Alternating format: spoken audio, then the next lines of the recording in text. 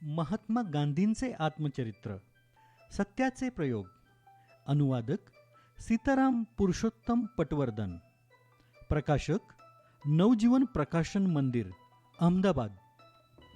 खंड पहिला. प्रकरण 1. जन्म. गांधी कुटुंब प्रथम तरी किराण्या मालाचा व्यापार करणारे असावे असे समजते, परंतु माझ्या आजोबांपासून गेल्या 3 पिढ्या ते राज्यकारभार करीत आले आहे. उत्तमचंद गांधी उर्फ ओता गांधी दृढ निश्चयी असावेत असे दिसते. राज्यप्रकरणी लटपटीमुळे त्यांना पोरबंदर सोडावे लागले व त्यांनी जुनागडचा राज्याचा आश्रय घेतला. त्यांनी नवाब साहेबांना डाव्या हाताने सलाम केला. या उघड दिसणाऱ्या अविनयाचे कोणी कारण विचारले तेव्हा जबाब मिळाला, उजवा हात तर पोरबंदरला देऊन चुकलो आहे. ओता गांधींची एकामागून एक 2 कुटुंबे झाली. पहिल्याचे त्यांना 4 मुलगे होते आणि दुसऱ्याचे 2. बालपणाची आठवण करता ते बंधू सावत्र असावेत अशा तऱ्हेची कल्पनाही मला होत नाही. त्यापैकी 5वे करमचंद उर्फ कबा गांधी व शेवटचे तुलसीदास गांधी. उभयता बंधूंनी आळीपाळीने पोरबंदरमध्ये कारभाऱ्याचे काम केले. काबा गांधी हे माझे वडील. पोरबंदरची दिवाणगिरी सोडल्यानंतर ते राजस्थानी कोर्टात सभासद होते. नंतर राजकोटला व काही काळ वाकानेरला दिवाण होते व मृत्यूसमयी राजकोट दरबाराचे पेन्शनर होते. कबा गांधींची एकामागून एक 4 कुटुंबे झाली. पहिल्या 2पासून 2 मुली झाल्या. शेवटच्या पुतळीबाईपासून 1 मुलगी व 2 मुलगे. त्यातला सर्वात धाकटा मी. वडील कुटुंबप्रेमी, सत्यप्रिय, धीट, उदार पण रागीट असे होते. काही अंशी विषयासक्तही असावेत. त्यांचा शेवटचा विवाह 40व्या वर्षानंतर झाला. ते लाचेपासून दूर पळत, त्यामुळे शुद्ध न्याय देत अशी आमच्या कुटुंबात व बाहेरही बोलवा होती. सरकारशी ते अत्यंत राजनिष्ठ असत. एकदा प्रांताच्या एका साहेबाने राजकोटच्या ठाकूर साहेबांचा अपमान केला. त्याबद्दल ते त्यांच्याशी भांडले. साहेब संतापले. कबा गांधींना माफी मागण्यास फरमाविले. त्यांनी माफी मागण्याचे नाकारले व त्यापायी काही तास अटकेतही राहिले, परंतु ते डगमगले नाहीत. त्यामुळे अखेरीस त्यांना साहेबाने सोडून देण्याचा हुकूम केला. वडिलांनी द्रव्य संचय करण्याचा लोभ कधीच धरला नव्हता, त्यामुळे आम्हा भावांसाठी ते थोडकीच मिळकत ठेवून गेले. वडिलांचे शिक्षण केवळ अनुभवजन्य होते, ज्याला आपण आज गुजराती 5व्या इयत्तेचे शिक्षण म्हणू. तेवढे शिक्षण त्यांचे झाले असेल. इतिहास भूगोलाचे ज्ञान तर विचारायलाच नको. असे असूनही व्यवहार ज्ञान इतक्या उच्च दर्जाचे होते की सूक्ष्मात सूक्ष्म प्रश्नाचा उलगडा करण्यात किंवा 1000 माणसांपासून काम घेण्यास त्यांना अडचण भासत नसे. धार्मिक शिक्षण नाही सारखेच, परंतु देवळात जाण्याने कथा वगैरे ऐकून जे धर्मज्ञान असंख्य हिंदूंना सहजी मिळत असते ते त्यांना होते. एक विद्वान ब्राह्मण आमच्या कुटुंबाचे मित्र होते. त्यांच्या सल्ल्यावरून शेवटच्या वर्षात त्यांनी गीतापाठ सुरू केला होता आणि रोज पूजेच्या वेळी थोडे बहुत श्लोक ते मोठ्याने पठण करीत असत. आई साध्वी स्त्री होती अशी माझ्या मनावर छाप राहिलेली आहे. ती फार धार्मिक होती. पूजापाठ केल्याशिवाय कधी जेवत नसे. हवेलीत नित्य नेमाने जायची. मला समजू लागले तेव्हापासून तिने कधी चातुर्मास्य व्रत वैकल्याखेरीज रीते दवडलेले मला स्मरत नाही. ती कठीणात कठीण व्रत घेई. घेतलेली व्रते आजारी पडली तरी सोडायची नाही. आई व्यवहार कुशल होती. दरबारच्या सर्व गोष्टी तिला समजत. राजकारभाऱ्यांमध्ये तिच्या बुद्धीबद्दल बहुमान असे. मी लहान म्हणून कधी कधी आईबरोबर राजवाड्यात जाई.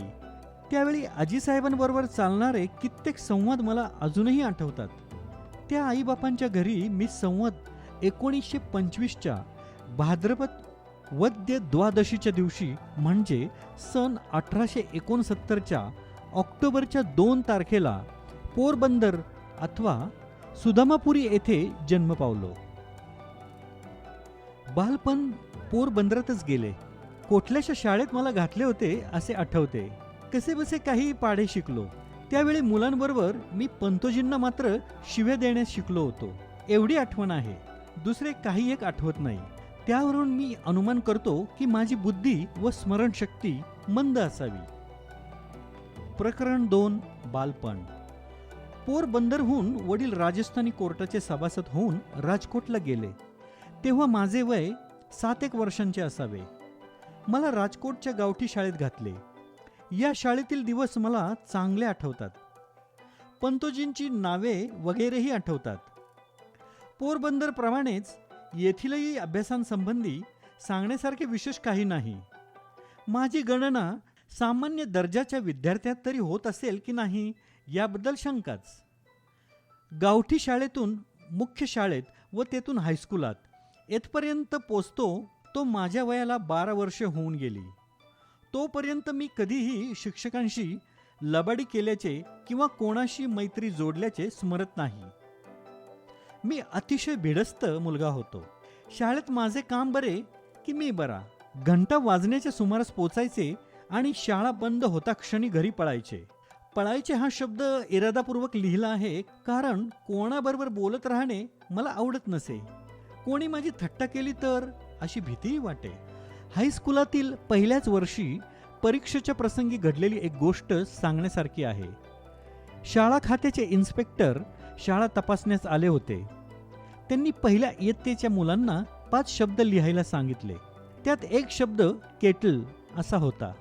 त्याची वर्णरचना मी चुकीची लिहिली. मास्तरांनी मला आपल्या बुटाचे टोक मारून इशारा दिला, परंतु माझ्या ते कुठून लक्षात येणार.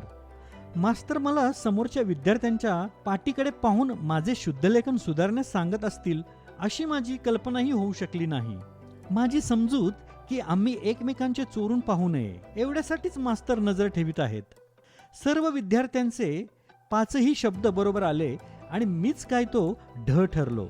मला दुसऱ्या विद्यार्थ्यांची कॉपी कधीही करता आली नाही. असे असूनही मास्तरांविषयीची माझी विनयवृत्ती कधीच ढळली नाही. तरीही त्यांच्याबद्दल मला वाटणारा आदर कायम राहिला. वडिलांच्या आज्ञेचे पालन करायचे एवढे मला माहीत होते. ते सांगतील ते करावे. यात सुमारास 2 प्रसंग घडले. ते कधीही माझ्या स्मरणातून गेलेले नाहीत. मला सामान्यपणे शाळेच्या पुस्तकांपलीकडे काहीही वाचण्याचा नाद नसे. धडे केले पाहिजेत. बोललेले सहन व्हायचे नाही. मास्तरांना फसवायचे नाही म्हणून धडे वाचित बसे. परंतु मनातून कंटाळा. त्यामुळे धडे पुष्कळदा कच्चे राहत. मग इतर वाचन सुचणार कुठून. परंतु वडिलांनी विकत आणलेले एक पुस्तक माझ्या नजरेत भरले. ते श्रवण पितृभक्ती नाटक. ते वाचण्याची मला इच्छा झाली. ते मी अतिशय आवडीने वाचले. त्यात सुमारास काचेतून चित्रे दाखविणारेही दारोदार हिंडत. त्यांच्यापासून श्रवण आपल्या आईबापांना कावडीत बसवून यात्रा करण्यास घेऊन जात आहे असे चित्र मी पाहिले. दोन्ही गोष्टींचा माझ्या मनावर खूप परिणाम झाला. मला पण श्रवणासारखे व्हायचे असे मनात येई. श्रवणाच्या मृत्यूसमयीचा त्याच्या मात्यापित्यांचा विलाप अजूनही आठवतो. यात सुमारास कोणी नाटक मंडळी आली होती. हरिश्चंद्राचे आख्यान होते. ते नाटक पाहण्याचा मला कंटाळा कसा तो येतच नव्हता. ते पुन्हा पुन्हा पाहण्याची इच्छा होई. वारंवार पाहायला कोण जाऊ देणार. परंतु मनातल्या मनात मी ते नाटक शेकडो वेळा रंगवले असेल. हरिश्चंद्राची स्वप्ने पडत. सर्वांनीच हरिश्चंद्रासारखे सत्यवादी का होऊ नये हाच विचार घोळे. हरिश्चंद्रावर आल्या तसल्या विपत्ती भोगून सत्याचे पालन करावे हेच खरे सत्य. नाटकात वर्णिलेल्या होत्या तशाच विपत्ती हरिश्चंद्रावर येऊन पडल्या असल्या पाहिजेत असेच मी तरी समजत होतो. हरिश्चंद्राचे दुःख पाहून त्याचे स्मरण करून मी खूप रडलो आहे. आज माझ्या बुद्धीला समजत आहे की हरिश्चंद्र ही कोणी ऐतिहासिक व्यक्ती नसावी, परंतु माझ्या मनसृष्टीत हरिश्चंद्र आणि श्रवण आजही जिवंत आहेत. आज सुद्धा मी ती नाटके वाचली तर आजही मला अश्रू येतील असे वाटते. प्रकरण 3. बालविवाह. हे प्रकरण मला लिहावे लागू नये अशी माझी इच्छा आहे. परंतु या कथेमध्ये मला अशा तऱ्हेचे कितीतरी कडू घोट घ्यावे लागणार आहेत. स्वतःला सत्याचा पुजारी म्हणवून घेणाऱ्या मला दुसरा मार्गच नाही. 13 वर्षांचा असताना माझा विवाह झाला. ही गोष्ट लिहिताना मला दुःख होते. आज माझ्याबरोबर 12-13 वर्षांची मुले आहेत. त्यांच्याकडे पाहतो आणि माझ्या विवाहाचे स्मरण करतो. तेव्हा मला स्वतःबद्दल कीव वाटू लागते आणि माझ्यावर ओढवलेल्या प्रसंगातून बचावल्याबद्दल या मुलांना धन्यवाद देण्याची इच्छा होते. 13 वर्षांच्या वयात आलेल्या माझ्या विवाहाच्या समर्थनपर असा एकही नैतिक युक्तिवाद मला सुचू शकत नाही. मी सगाईविषयी लिहितो अशी वाचकाने समजूत करून घेऊ नये. काठेवाडात विवाह म्हणजे लग्न, सगाई नव्हे. सगाई म्हणजे मुलामुलींचे लग्न लावण्यासंबंधी वर वधूच्या आई बापामध्ये झालेला करार. सगाई मोडू शकते. सगाई झाली आणि वर मयत झाला तर कन्या विधवा होत नाही. माझी एकामागून एक 3दा सगाई झाली. ती केव्हा व कशी झाली याची मला गंधवार्ताही नाही. 2 कन्या एकामागून एक मृत्यू पावल्या असे मला कोणीतरी सांगितले. त्यावरून मला माहीत की माझ्या 3 सगाया झाल्या होत्या. तिसरी सगाई 7-1 वर्षांच्या वयाला झालेली असावी असे काहीसे वाटते.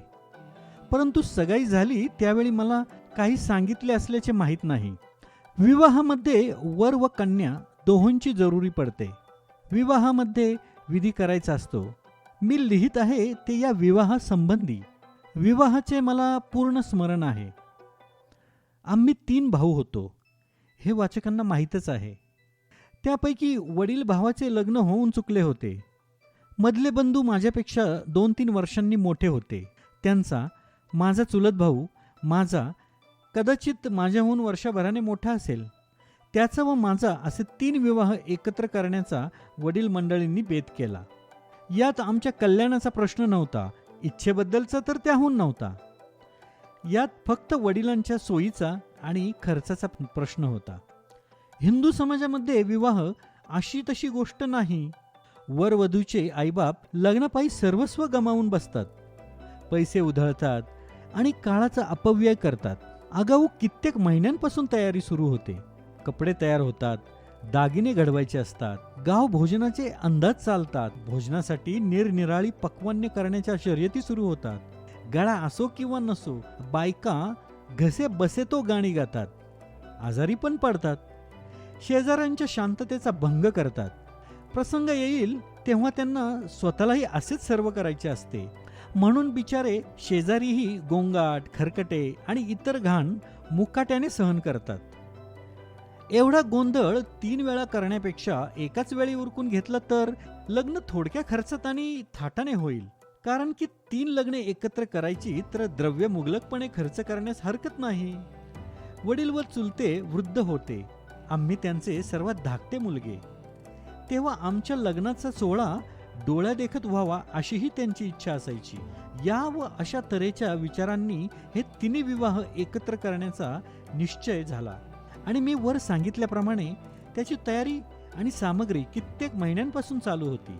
आम्हा भावांना तयारी चाललेली पाहूनच समजले की लग्ने व्हायची आहेत.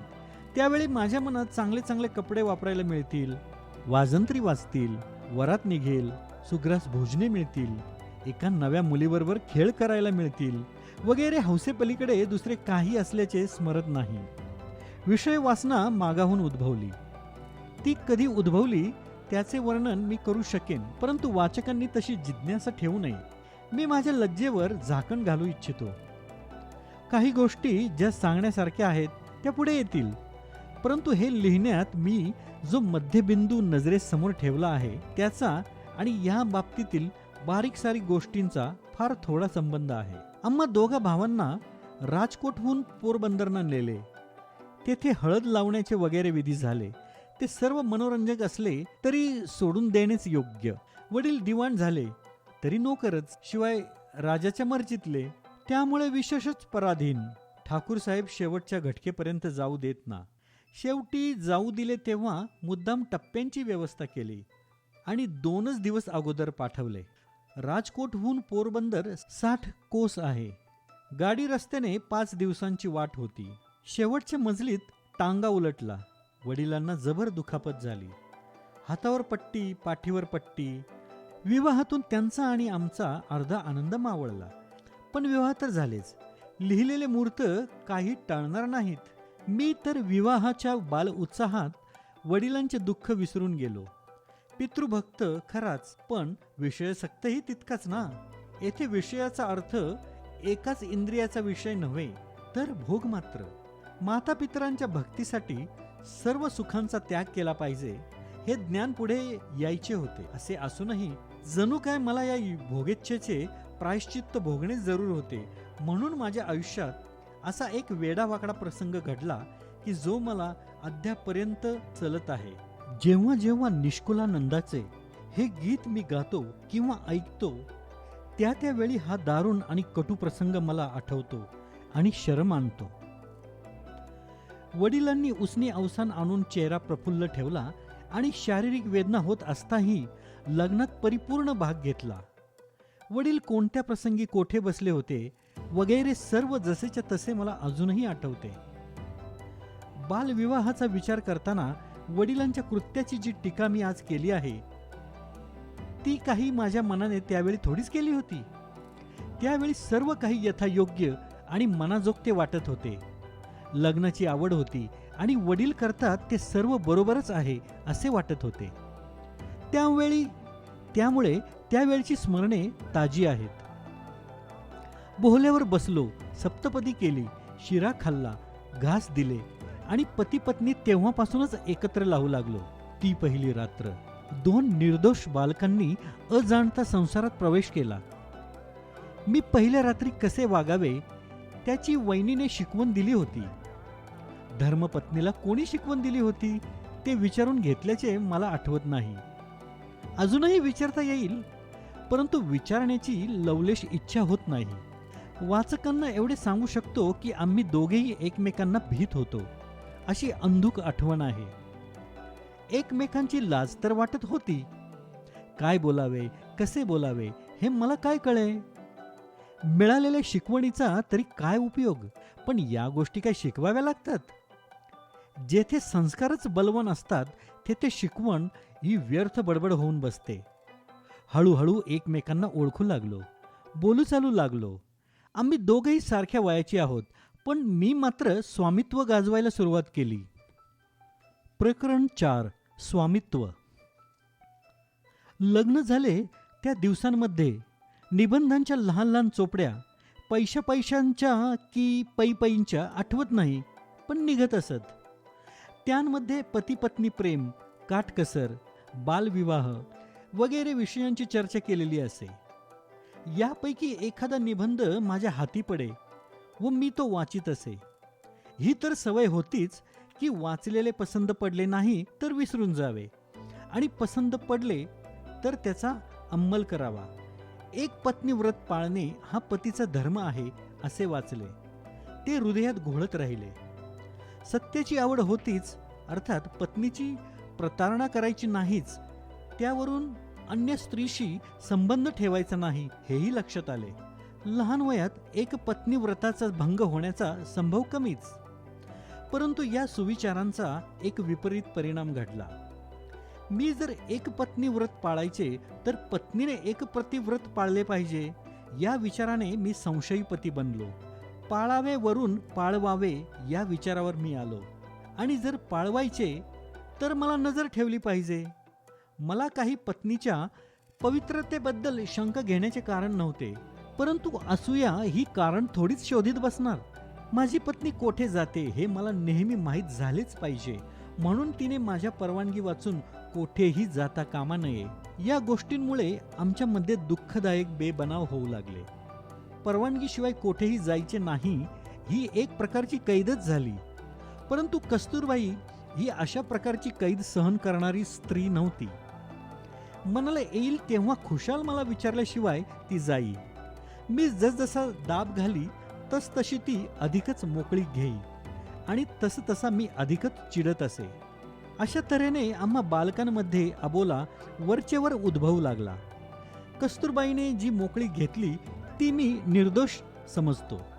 जिच्या मनाला पापाचा स्पर्शही नाही अशी बालिका देवदर्शनाला जायचे किंवा कोणाला भेटायला जायचे असल्या गोष्टींवर नियंत्रण का म्हणून सहन करील?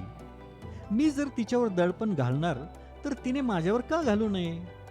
पण हे आता सुचते. त्या काळी तर मला माझे स्वामित्व शाबित करायचे होते. परंतु आमच्या या ग्रहसंसारात माधुर्य मुळीच नव्हते, असे वाचकाने समजू नये.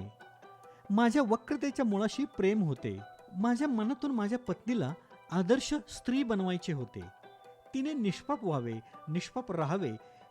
मी शिकतो ते शिकावे आणि आमची उभयतांची एकतांता व्हावी, अशीच माझी भावना होती. कस्तुरबाईच्या मनात ही भावना असल्याचे मला माहीत नाही. ती निरक्षर होती, स्वभावाने सरळ, स्वतंत्र, मेहनती आणि माझ्याशी तरी मित भाषण करणारी होती. आपणही शिकलेले चांगले, अशी तिची इच्छा मी माझ्या बालपणात कधीही अनुभवलेली नाही. त्यावरून मला वाटते की माझी भावना एकपक्षीय होती. माझे विषयसुख एका स्त्रीवरच साठवलेले होते आणि त्या सुखाच्या प्रतिध्वनीची मी अपेक्षा करीत होतो. मला सांगितले पाहिजे की माझ्या पत्नीच्या बाबतीत मी विषयासक्त होतो. शाळेतही तिचे विचार येत. रात्र केव्हा पडते आणि आमची भेट केव्हा होते, हाच विचार सारखा चाले. वियोग असह्य वाटे. माझ्या रिकाम्या बडबडीने मी तिला झोपू देत नसे. या आसक्तीबरोबर जर माझ्यात कर्तव्यपरायणता नसती तर मी व्याधिग्रस्त होऊन मृत्यूशयी झालो असतो, अथवा या जगात भार बनून राहिलो असतो. सकाळ झाली की नित्यकर्मे केलीच पाहिजेत, कोणाला फसविता कामा नये.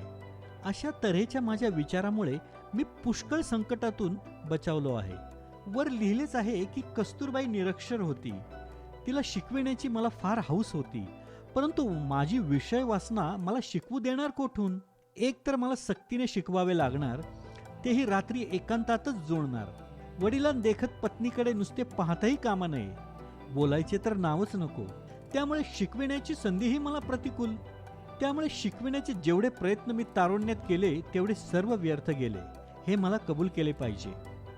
जेव्हा मी विषयाच्या निद्रेतून जागा झालो तेव्हा तर मी सार्वजनिक जीवनामध्ये गुरफटलेला होतो. त्यामुळे वेळ देता येण्यासारखी माझी स्थिती राहिली नव्हती. शिक्षकांमार्फत शिकविण्याचे माझे प्रयत्नही निष्फळ झाले. त्यामुळे आज कस्तुरबाईंची स्थिती ती जेमतेम पत्र लिहू शकेल आणि सामान्य गुजराती समजू शकेल इतपत आहे. माझे प्रेम विषय दूषित नसते तर आज ती विदुषी स्त्री असती, अशी माझी समजूत आहे. तिचा शिकण्याचा कंटाळा मी जिंकू शकलो असतो. शुद्ध प्रेमाला काही अशक्य नाही, हे मला माहीत आहे. अशा तऱ्हेने स्वस्त्रीविषयी आसक्त असूनही त्या मानाने मी बचावलो कसा, त्याचे एक कारण वर दाखविलेच आहे. दुसरे एक कारण नमूद करण्यासारखे आहे. शेकडो अनुभवांवरून मी हे सार काढले आहे की ज्याची निष्ठा खरी त्याला प्रभूच तारतो. हिंदू समाजात बालविवाहाचा घातकी रिवाज आहे. त्याबरोबरच त्यातून थोडी मोकळीक मिळावी अशी ही पद्धत ठेवलेली आहे. बालपती पत्नींना त्यांचे आईबाप फार काळ एकत्र राहू देत नाहीत. बालपत्नीचा अर्ध्याहून अधिक काळ तिच्या माहेरी जातो. आमच्याही बाबतीत तसेच झाले. म्हणजे 13 ते 19 वर्षांच्या दरम्यान आमचे अधूनमधून मिळून 3 वर्षांहून जास्त वेळ एकत्र राहणे झाले नसावे. 7-8 महिने होतात तो आईबापाकडून माघारी येईच. त्यावेळी ते फार दुस्सह वाटत असे. परंतु त्यामुळेच आम्ही दोघेही बचावलो. पुढे 18 वर्षांच्या वयात तर मी विलायतेला गेलो. त्यामुळे अनुकूल आणि दीर्घ मुदतीचा वियोग झाला. विलायतेहून आल्यावर एकत्र अशी 6-1 महिनेच राहिली असू, कारण मला राजकोट मुंबई दरम्यान यायचे जायचे असे. तितक्यातच पुन्हा दक्षिण आफ्रिकेचे बोलावणे आले. एवढ्या अवधीत मी नीट जागृतही झालो होतो. प्रकरण 5. हायस्कुलात. विवाह झाला तेव्हा मी हायस्कुलात शिकत होतो. हे मी पूर्वीच लिहिले आहे. त्यावेळी आम्ही तिन्ही भाऊ एकाच शाळेत शिकत असू. वडील बंधू वरील इयत्तेत होते आणि ज्या बंधूंच्या लग्नाबरोबर माझे लग्न झाले ते 1 वर्ष पुढे होते. विवाहाचा परिणाम असा झाला की आम्हा दोघा भावांचे 1-1 वर्ष फुकट गेले. माझ्या बंधूंच्या बाबतीत तर याहूनही वाईट परिणाम घडला. विवाहानंतर ते शाळेत राहूच शकले नाहीत. असला अनिष्ट परिणाम किती तरुणांवर घडत असेल देव जाणे. विद्याभ्यास आणि विवाह ही दोन्ही एकत्र हिंदू समाजामध्येच आढळतील. माझा अभ्यास चालू राहिला. हायस्कुलात माझी गणना विद्यार्थ्यात होत नसे. शिक्षकांची मर्जी तर मी नेहमीच संपादित असे. प्रत्येक वर्षी आईबापांना विद्यार्थ्यांचा अभ्यास व वर्तन या संबंधी प्रमाणपत्रे पाठविली जात. त्यामध्ये कधीही माझा अभ्यास किंवा वर्तन खराब असल्याबद्दल टीका नव्हती. दुसऱ्या इयत्तेनंतर बक्षिसेही मिळविली व 5व्या-6व्या इयत्तेत अनुक्रमे 4 व 10 रुपयांची शिष्यवृत्तीही मिळवली. ती मिळविण्यात माझ्या हुशारीपेक्षा दैवाचाच भाग विशेष होता. ही शिष्यवृत्ती सर्व विद्यार्थ्यांसाठी नव्हती, तर जे सोरठ प्रांतातले विद्यार्थी असतील त्यात पहिला येणाऱ्याला होती. 40-50 विद्यार्थ्यांच्या वर्गात त्या दिवसात सोरठ प्रांताचे विद्यार्थी कितीसे असणार? मला स्वतःला असे स्मरते की मला माझ्या हुशारीबद्दल अभिमान मुळीच नव्हता. बक्षीस किंवा शिष्यवृत्ती मिळाली तर मला आश्चर्य वाटत असे, परंतु माझ्या वर्तनाला मी फार जपत असे. वर्तनात उणीव निघाली तर मला रडे येई. शिक्षकांना मला बोलावे लागेल अशा तऱ्हेचे माझ्या हातून काहीही घडणे किंवा शिक्षकांना तसे वाटणे ही गोष्ट मला असह्य होत असे. एक वेळ मार खावा लागला असे मला आठवते. माराचे दुःख नव्हते, परंतु मी शिक्षेला पात्र झालो याचे महादुःख वाटले. मी खूप रडलो. हा प्रसंग पहिल्या किंवा दुसऱ्या इयत्तेतील आहे. दुसरा प्रसंग 7व्या इयत्तेतील आहे. त्यावेळी दोराबजी एदलजी गिमी हेडमास्तर होते. ते विद्यार्थी प्रिय होते, कारण ते नियम पाळीत, पद्धतशीर काम करवीत व शिकवितही चांगले. त्यांनी वरच्या इयत्तांच्या विद्यार्थ्यांस कसरत व क्रिकेट ही आवश्यक केली होती. मला त्याचा कंटाळा. भाग पडण्यापूर्वी मी कधी कसरत, क्रिकेट किंवा फुटबॉलमध्ये गेलोच नव्हतो. माझा भिडस्त स्वभाव हेही न जाण्याचे एक कारण होते. आता मला दिसते की हा कंटाळा चुकीचा होता. कसरतीचा शिक्षणाशी संबंध नाही अशी चुकीची समजूत माझी होती. मागून मी समजलो की व्यायामाला म्हणजे शारीरिक शिक्षणाला मानसिक शिक्षणाच्या बरोबरीचे स्थान विद्यार्जनात असले पाहिजे. तरीही कसरतीत न गेल्यामुळे माझे नुकसान झालेले नाही हेही मला नमूद केले पाहिजे. त्याचे कारण असे की पुस्तकात मोकळे हवा खायला जाण्याची शिफारस वाचली. ती मला आवडली होती आणि त्यामुळे हायस्कूलच्या वरच्या इयत्तांपासूनच फिरायला जाण्याची मला सवय जडली होती. ती शेवटपर्यंत राहिली. फिरणे हाही व्यायाम आहेच. त्यामुळे माझे शरीर काही अंशी कसलेले बनले. कंटाळ्याचे दुसरे कारण वडिलांची सेवा करण्याची तीव्र इच्छा हे होते. शाळा बंद झाली की लगेच घरी जाऊन सेवा चाकरीला लागत असे. जेव्हा कसरत आवश्यक झाली तेव्हा या सेवेमध्ये विघ्न आले. वडिलांची सेवा करण्यासाठी कसरतीची माफी मिळाली पाहिजे अशी विनंती केली, परंतु गिमी साहेब कसली माफी देतात. एका शनिवारी सकाळची शाळा होती. संध्याकाळी 4 वाजता कसरतीला जायचे होते. माझ्यापाशी घड्याळ नव्हते. आकाशात ढग असल्यामुळे वेळेची उमज पडेना. ढगांमुळे मी फसलो. कसरतीला जातो तो सर्व निघूनही गेले होते. दुसऱ्या दिवशी गिमी साहेबांनी हजेरी तपासली. तीत मी गैरहजर निघालो. मला कारण विचारले. मी जे होते ते सांगितले. त्यांनी ते खरे मानले नाही आणि मला 1 की 2 आणे ते आठवत नाही, परंतु दंड झाला. मी खोटं ठरलो. मला अतिशय दुःख झाले. मी खोटा नाही हे कसे सिद्ध करू? काही उपाय सुचेना. मनातल्या मनात फुनफुनत राहिलो, रडलो. ठरवले की सत्य बोलणाऱ्याने व सत्य आचरणाऱ्याने गाफीलही राहता कामा नये. अशा तऱ्हेची गफलत माझ्या शिक्षणाच्या मुदतीत ही पहिली व शेवटचीच होय. मला पुसटशी आठवण आहे की अखेरीला मी तो दंड माफ करू शकलो. व्यायामाऐवजी फिरायचे ठेवले. त्यामुळे शरीराला व्यायाम न देण्याच्या चुकीबद्दल मला कदाचित शिक्षा भोगावी लागली नाही, परंतु दुसऱ्या एका चुकीची शिक्षा मी आजपर्यंत भोगीत आहे. शिक्षणामध्ये हस्ताक्षर चांगले लिहिण्याची जरूर नाही असा चुकीचा समज माझ्यामध्ये कोठून आला हे माहीत नाही, परंतु तो थेट विलायतेला जाईपर्यंत राहिला. मागाहून आणि मुख्यतः दक्षिण आफ्रिकेमध्ये तेथील वकिलांची व आफ्रिकेत जन्मलेल्या नवयुवकांची मोत्यासारखी हस्ताक्षरे पाहिली तेव्हा मी शरमलो व पस्तावलो. माझ्या ध्यानात आले की खराब अक्षर ही अर्धवट शिक्षणाची निशाणी समजली पाहिजे. मी मागून माझे अक्षर सुधारण्याचा खूप प्रयत्न केला, परंतु पक्क्या मडक्याचे काठ वळणार थोडेच. बालवयामध्ये ज्याची मी हेळसांड केली ते मी आजपर्यंत करू शकलो नाही.